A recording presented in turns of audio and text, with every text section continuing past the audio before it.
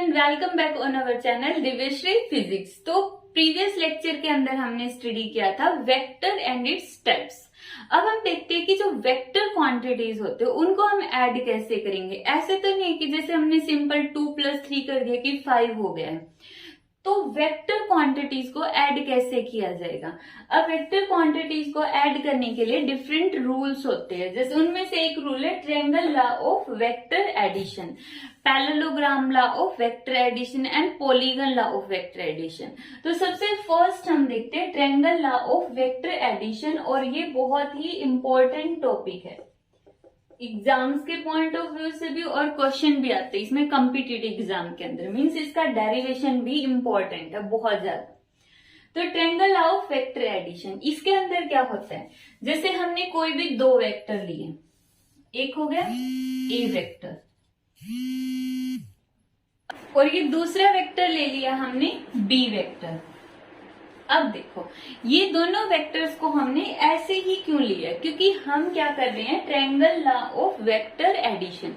उसके लिए हमें एक ट्रायंगल बनानी पड़ेगी, और ट्रायंगल बनाने का मतलब अब हमें इसी तरह से लेना पड़ेगा। अब दो वेक्टर हैं तो वो दो वेक्टर ट्रायंगल की दो साइड्स के थ्रू ही रिप्रेजेंट हो सकते हैं। तो ट्रायंगल की दो साइड का मतलब दो वेक्टर हो गया। अब उन दोनों को जोड़ करने से जो तीसरा वेक्टर आएगा वो ट्रायंगल की थर्ड साइड से रिप्रेजेंट किया जाएगा, और उसको हम रिप्रेजेंट कर लेंगे आर वेक्टर से।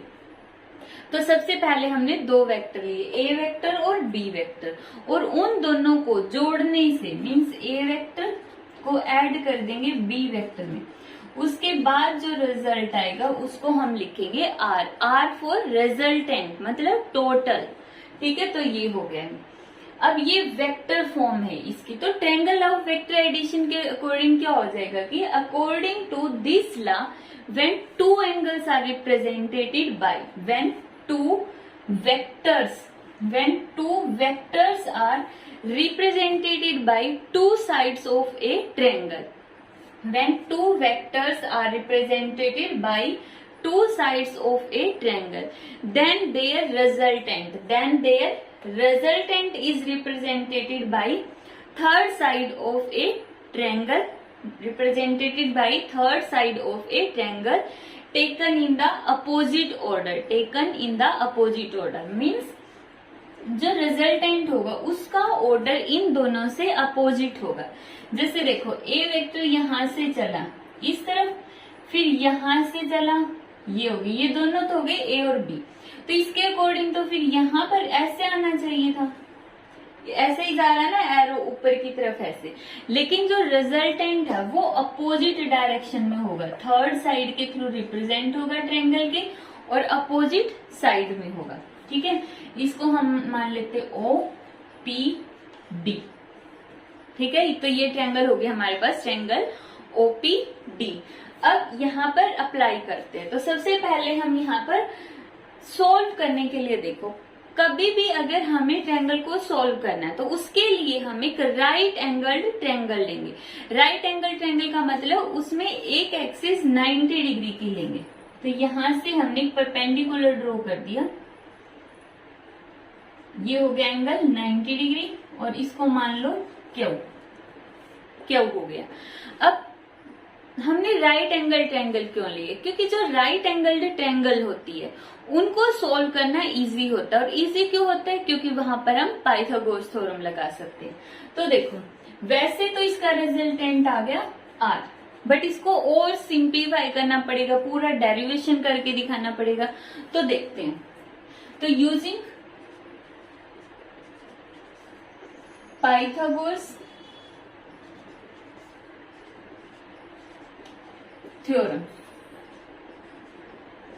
इन triangle O D Q, triangle के अंदर ओ डी क्यू पूरी राइट एंगल, बड़ी वाली जो राइट एंगल ट्रायंगल है इसके अंदर हमने पाइथागोरस थ्योरम यूज की। अब पाइथागोरस थ्योरम के अकॉर्डिंग क्या होगा, हाइपोटेन्यूज का स्क्वायर मतलब ओ डी का square is equal to hypotenuse square is equal to base का स्क्वायर प्लस हाइट का स्क्वायर। बेस क्या होगा O Q square plus height क्या है डी क्यू का स्क्वायर, तो ओ डी का स्क्वायर इज इक्वल टू, अब देखो ओ क्यू को हम कैसे लिख सकते हैं, ये है ओ से लेकर क्यू तक की डिस्टेंस, ओ से क्यू तक को हमने दो पार्ट्स में डिवाइड कर दिया, ओपी प्लस पी क्यू, तो यहां पर लिखो O P plus P Q और इस पूरे का होल स्क्वायर और डी क्यू का होल स्क्वायर। अब जो ओ डी का स्क्वायर, ओ डी की वैल्यू कितनी है, आर वेक्टर, आर वेक्टर का स्क्वायर, अंदर देखो ओपी, ओपी की वैल्यू कितनी है, A vector, plus P Q की वैल्यू हमें नहीं पता और डी क्यू की वैल्यू भी हमें नहीं पता, तो पी क्यू और डी क्यू की वैल्यू निकालते हैं सबसे पहले। तो इनकी वैल्यू निकालने के लिए हम लेंगे यूजिंग ट्रायंगल, ये छोटे वाले triangle D P Q, D P Q triangle लेंगे, D P Q, D P Q triangle ली। अब देखो यहां से सबसे पहले हम निकालना क्या चाहते हैं, पी क्यू, तो जो चीज हम कैलकुलेट करना चाहते हो उसको ऊपर लिख लो पी क्यू, और फिर जिसकी वैल्यू हमारे पास है वो लिखो, वैल्यू किसकी है, पी डी की, तो P Q divide by P D हो गया। अब इस ट्रायंगल में एंगल देखो, मान लेते हैं कि अब एंगल भी तो पता होना चाहिए ना, अब किसी भी ट्रायंगल पर अगर हम ये रूल अप्लाई कर रहे हैं कि नॉन डिवाइड बाई अननोन, जो हम 10th की ट्रिग्नोमेट्री में पढ़ते हैं, तो उसके अंदर अब यहाँ पे sine theta, cos theta, tangent theta कुछ तो आएगा, बट वो एंगल कहाँ पर है, थीटा, तो एंगल होगा ए वेक्टर एंड बी वेक्टर के बीच में, तो मान लिया वो एंगल है थीटा, तो क्या ये वाला एंगल थीटा होगा, नहीं, क्योंकि जो एंगल होता है दो वेक्टर्स के बीच में, इंपॉर्टेंट पॉइंट है, ध्यान से सुना, दो वेक्टर्स के बीच में कौन सा एंगल लेंगे, जो स्मॉलेस्ट होगा, छोटे से छोटे जो एंगल को ही हम क्या बोलेंगे कि वो दो वेक्टर्स के बीच का एंगल है। तो हमने ये तो बोल दिया कि जो थीटा है वो ए वेक्टर और बी वेक्टर के बीच का एंगल है, लेकिन थीटा आएगा कहाँ पर, ये इसका छोटा एंगल है, ये रहा बी वेक्टर ऊपर की तरफ और ये आगे ए वेक्टर, तो यहाँ पर बनेगा थीटा। अब देखो थीटा, थीटा के सामने की साइड क्या हो गई, परपेंडिकुलर, और ये हो गया बेस, परपेंडिकुलर बेस, और ये हो गया हाइपोटेन्यूज। अब देखो पी क्यू क्या है, बेस, पी डी हाइपोटेन्यूज, तो ये क्या बन गया, cos of theta, B by H क्या होता है, कोस थीटा, हमें वैल्यू चाहिए पी क्यू की, पी क्यू की वैल्यू चाहिए थी, तो पी क्यू की वैल्यू किसके इक्वल आ जाएगी, P D cos theta, P D की वैल्यू कितनी है, पी डी की वैल्यू बी वेक्टर, तो यहाँ पे आंसर आ गया B vector cos of theta, ये आ गई हमारे पास पी क्यू की वैल्यू, पुट करो B vector cos of theta और पूरे का स्क्वायर, फिर है डी क्यू का स्क्वायर। अब डी क्यू की वैल्यू निकालो, डी क्यू ये वाला है, अब इसकी वैल्यू भी इसी ट्रायंगल से निकलेगी, डी क्यू निकालना चाहते हैं डी क्यू की, तो डी क्यू को ऊपर रखो, फिर इस ट्रायंगल में जिसकी वैल्यू हमें पता है वो लिखो, किसकी पता है, बी वेक्टर की, तो यहाँ पे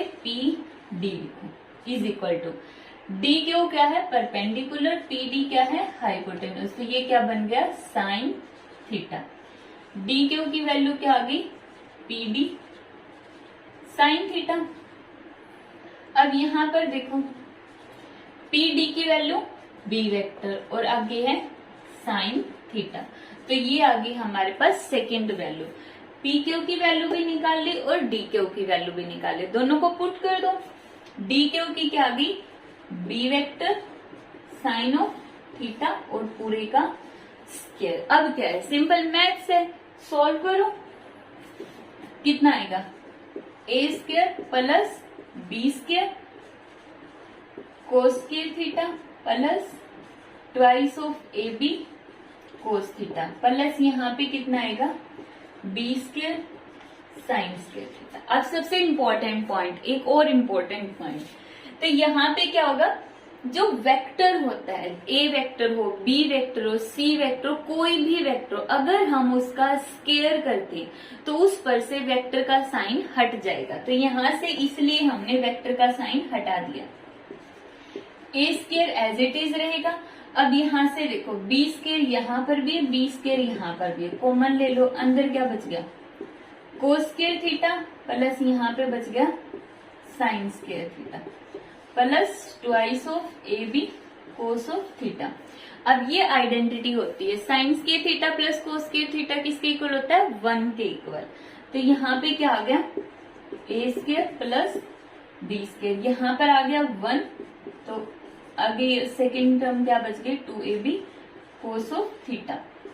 यहाँ पे भी आर वेक्टर का स्केयर है, मतलब क्या हो गया, आर स्केयर। तो आर की वैल्यू किसके इक्वल आ गई, under root A square plus B square plus twice of A B cos of theta, twice of A B cos of theta. तो ये आ गया हमारे पास रिजल्टेंट, मतलब 2 वेक्टर्स दिए हैं हमारे पास। जैसे सिंपल होता है ना मैथ्स में, तो 2 + 3 5 बोल सकते हैं, लेकिन यहाँ पर 2 + 3 5 नहीं होगा। यहाँ पर लिखेंगे 2 का स्केयर प्लस 3 का स्केयर प्लस 2 मल्टीप्लाई बाई ए की वैल्यू 2 और बी की वैल्यू 3। फिर उनके बीच का एंगल देखो, क्योंकि जो वेक्टर है वो ऐसे नहीं रखे, उनके बीच कोई ना कोई एंगल होगा, कुछ ना कुछ एंगल होगा, तो वहां पे एंगल की वैल्यू पुट करके सोल्व करो, तब उनका रिजल्ट आएगा, ना कि 2 + 3 करने से रिजल्ट आएगा। तो ये आ गया हमारे पास इन दोनों का रिजल्ट, कि जब हम 2 वेक्टर्स को ऐड करते हैं तो किस तरह से ऐड करेंगे, यहाँ पे पुट करके ऐड करेंगे। अब यहाँ पर देखो, अगर कोई बोलता है कि डायरेक्शन ऑफ रिजल्टेंट निकालो, direction of resultant, direction of resultant, resultant क्या है, आर वेक्टर।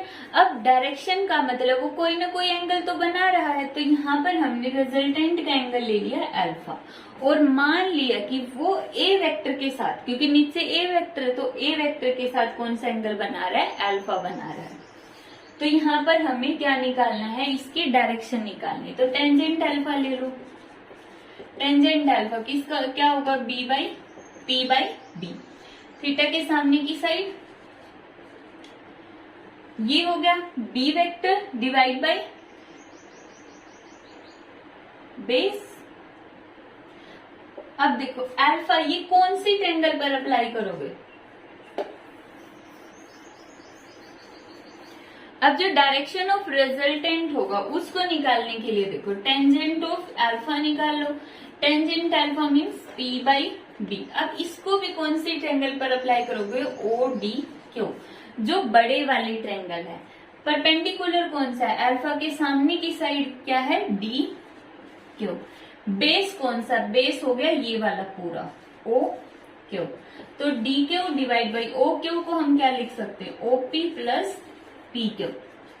तो tangent alpha is equal to D Q की वैल्यू हम निकाल चुके हैं, कितनी है, B vector sine theta, O P plus P Q कितना होगा, ओपी कितना है, A vector plus P Q, P Q की वैल्यू कितनी आएगी, B vector cos theta, B vector cos theta.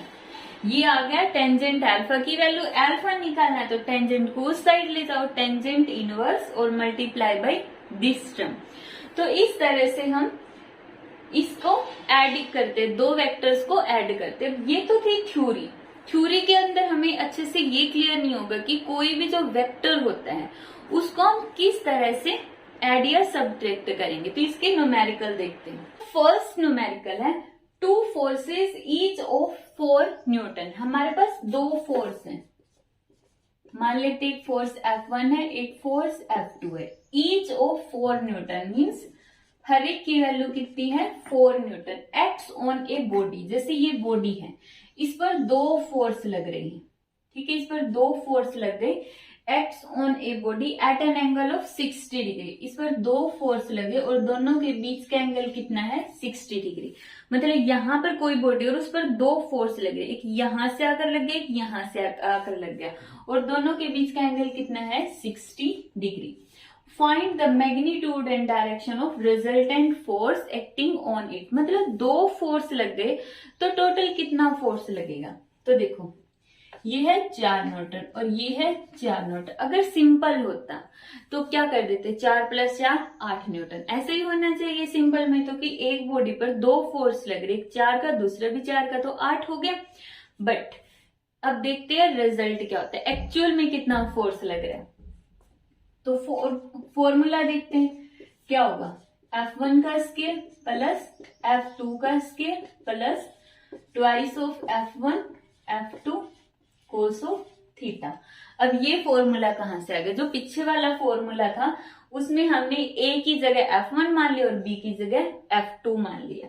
अब वैल्यू पुट करो, F1 की वैल्यू 4 का स्क्वायर, F2 की वैल्यू 4 का स्क्वायर, F1 की वैल्यू 4, F2 की वैल्यू 4, कोस ऑफ थीटा की जगह 60 डिग्री, 4 का स्क्वायर 16, 4 का स्क्वायर 16 और 16 की मल्टीप्लाई 2 से 32 और कोस 60 डिग्री की वैल्यू कितनी होगी 1/2, 1/2। सॉल्व करो इसको, 32 प्लस 32 और मल्टीप्लाई बाई 1/2 तो कितना हो गया यहाँ पर 16 आ गया यहाँ पर। अब इसको ऐड कर दो, ऐड करने के बाद कितना आएगा 48।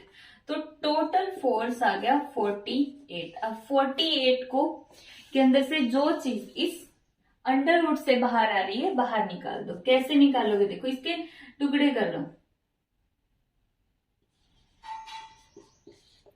8 की और 6 की मल्टीप्लाई करेंगे तो 48, बट इसमें से भी तो कुछ नहीं निकल रहा है कॉमन, तो इसको और कर लो। ये हो गए टोटल 4 2 4 दूनी 8, 8 दूनी 16 और 16 की 3 से मल्टीप्लाई करेंगे तो 48। अब यहां से देखो, अगर 4 को मैं बाहर निकालूं तो बाहर क्या आएगा 2, 2 मल्टीप्लाई बाई 2 कितना हो गया 4, यहां से भी बाहर निकालूंगी तो 2, √3 अंदर रह गया, तो यहाँ पे फोर्स कितना आएगा 4√3 न्यूटन। इतना फोर्स आ गया। यहाँ पर क्या करते हैं फैक्टर्स बना लेते हैं, और फैक्टर्स में से जैसे 4 है, 4 को मैं बाहर निकालती तो आएगा 2, यहाँ पे भी 2 मल्टीप्लाई बाई 2 कितना हो गया 4, 2 मल्टीप्लाई बाई 2 4, 4 को फिर से बाहर निकालेंगे तो उसके नाम का भी 2, लेकिन 3 बाहर आएगा नहीं तो 3 अंदर एज इट इज, तो इतना फोर्स लगेगा ना कि 8 न्यूटन। तो जब फोर्स किसी भी बॉडी पर लग रहा है और वो डिफरेंट एंगल पर लग रहा है तो उस टाइम पे क्या होगा, उसके ऊपर टोटल फोर्स 4 नहीं होगा, चेंज हो जाएगा, 8 नहीं होगा, मतलब चेंज हो जाएगा, कितना हो जाएगा 4√3। अब ये हमने निकाल तो दिया है, फाइंड द मैग्नीट्यूड, मैग्नीट्यूड तो निकाल दिया, अब हमें निकालनी है डायरेक्शन। डायरेक्शन के लिए टेंजेंट अल्फा, अब टेंजेंट अल्फा यहाँ पे क्या आ जाएगा, टेंजेंट अल्फा का जो फॉर्मूला हमने अभी कैलकुलेट किया था उसकी वैल्यू देखो, कितनी वैल्यू थी टेंजेंट अल्फा की, यहाँ पर हमारे उसके सामने वाली साइड की value b sine theta divide by a plus b cos of theta. ठीक है, अब इसके अंदर सभी की वैल्यू पुट कर दो। सबसे पहले b की जगह हमने माना हुआ है F2, a की जगह F1, b की जगह F2, F2 की वैल्यू कितनी है 4, F1 की वैल्यू 4, F2 की वैल्यू 4, साइन ऑफ एंगल कितना है 60 डिग्री, यहाँ पे भी एंगल कितना है कोस ऑफ 60 डिग्री। तो अब देखो 4, यहाँ पे कितना है √3/2, साइन 60 डिग्री √3/2, 4 + 4, कोस 60 डिग्री, कोस 60 डिग्री की वैल्यू 1/2, तो 2 से ये कैंसल, 2 से ये कैंसल, तो आंसर कितना आ गया 2√3 डिवाइड बाय, यहाँ पे कितना आ गया 6, कैंसिल करो कितना आ गया √3 डिवाइड बाई 3। तो जो टेंजेंट अल्फा है वो किसके इक्वल आया, √3/3 मीन्स। अब देखो इसको हम कैसे लिख सकते हैं, 3 को ऐसे लिख सकते हैं √3 मल्टीप्लाई बाई √3, क्योंकि √3 की √3 के साथ मल्टीप्लाई क्या आएगी, 3 आएगी, तो 3 से 3 कैंसर। Tangent alpha is equal to 1/√3, alpha किसके इक्वल होगा, टेंजेंट इनवर्स 1/√3। तो ये आ गया हमारे पास इसका आंसर। अब हम देखते हैं इसका सेकंड क्वेश्चन। ठीक है, सिंपली क्या करना है, फोर्स की वैल्यू पुट कर दो और उनके बीच की एंगल की वैल्यू पुट करके हम टोटल निकाल सकते हैं कि एक बॉडी पर एक्चुअल में 2 फोर्स लग रहे, 4 न्यूटन का और 4 न्यूटन का, लेकिन अगर वो एक पर्टिकुलर एंगल पर लग रहे तो उसकी वजह से उसकी value 4 multiply by √3, 4 multiply by √3 हो जाएगी और उसकी डायरेक्शन होगी टेंजेंट इनवर्स 1/√3। क्वेश्चन है, if the resultant of two vectors का रिजल्टेंट ऑफ इक्वल मैग्नीट्यूड, उन दोनों का मैग्नीट्यूड क्या है, सेम है। मान लेते ए वेक्टर है जो है x के इक्वल और सेकंड वेक्टर उसका मैग्नीट्यूड भी कितना है, x है, is equal to magnitude of either vector, और उनका रिजल्टेंट इनमें से किसी के भी एक के इक्वल है, मतलब x के इक्वल हो गया। Then what is the angle between these vector, तो इन दोनों के बीच में कितना एंगल होगा, मतलब ये बॉडी है, इसके ऊपर 2 वेक्टर लग रहे हैं, ए वेक्टर बी वेक्टर, दोनों की सेम वैल्यू है, मतलब एक अगर 4 न्यूटन लगा रहा है दूसरा भी 4 न्यूटन लगा रहा है और टोटल भी कितना हो गया, 4 न्यूटन हो गया, तो दोनों के बीच में कितना एंगल हुआ। अप्लाई करो formula, r² is equal to a² plus b² plus twice of ab cos of theta. ये जो है इस साइड अंडर रूट होता है, मैंने दोनों साइड स्केयर कर दिया तो इसलिए यहाँ पे स्केयर आ गया और इसका जो अंडर रूट था वो हट गया। वैल्यू पुट करो, r की जगह x का स्केयर, a की जगह x का स्केयर, b की जगह x का स्केयर, ट्वाइस ऑफ a की जगह भी x, b की जगह भी x, थीटा हमें पता नहीं, वही हम कैलकुलेट करना चाहते हैं। ठीक है, देखो x² प्लस x²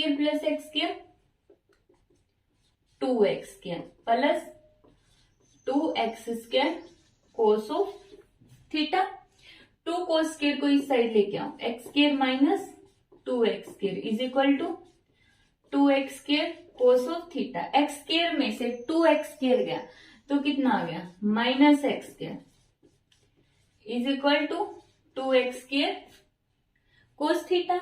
2x² को इसके डिवाइड में ले आओ, क्योंकि यहाँ पे मल्टीप्लाई में तो इस साइड आके डिवाइड में, x² से x² कैंसल, तो रिजल्ट आ गया -1/2 is equal to cos of theta. अब थीटा किसके इक्वल होगा, थीटा होगा कोस इनवर्स -1/2।